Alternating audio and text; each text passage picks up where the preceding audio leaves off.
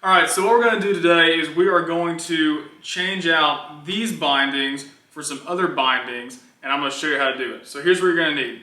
You're going to need a Phillips head screwdriver, a flathead screwdriver. I have a rag just in case there's some gunk under there from the season. I don't think I'm going to need it. Pretty simple process. I'm going to put this little guy down. He's getting squirmy. Alright, so what you're going to want to do is take your Phillips head screwdriver. Behind these two little lips right here, there's a little latch you can get down into and pop them up with. You really don't need this, so it's just a little tool you can use to help if they're stuck. I've pulled these off so much they pop off just on my fingers now, so that's what I'm going to do. So what we're going to do is we're going to pop all four of these out.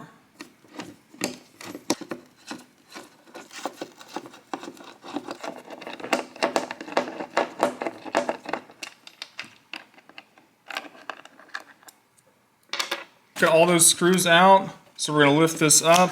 These discs, I don't know exactly what they're called, but you'll notice these discs in here have these little teeth and grooves. That's to offset the front foot. So we're actually at the nose of the board, which typically you want your front foot a little bit open to where you're going downhill.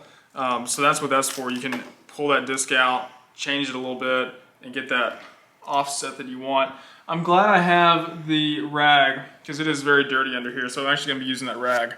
Didn't think I was going to have to use it. So I got my little buddy back. He was making some noise, so we're going to have to hold him for a little while.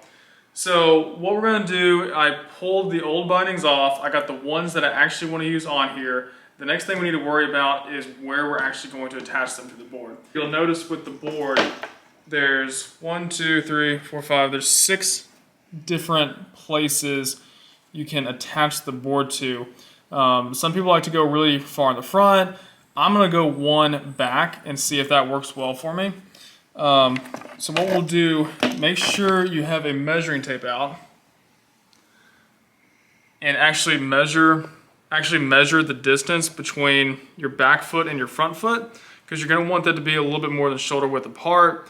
And if you're pulling your bindings off an old board like I am, it's easy enough just to measure that distance before you pull them off. So like I said, I'm set one row back. Simple as just screwing in everything. Make sure it's snug, but definitely don't want to strip those threads out by any means. Cool, so it takes care of the back binding. Last thing you want to do is just snap these down, and that's good to go.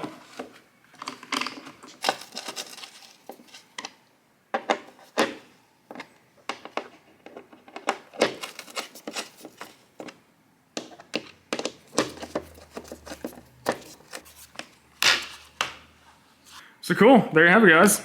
That's how you change out Burton bindings on your snowboard.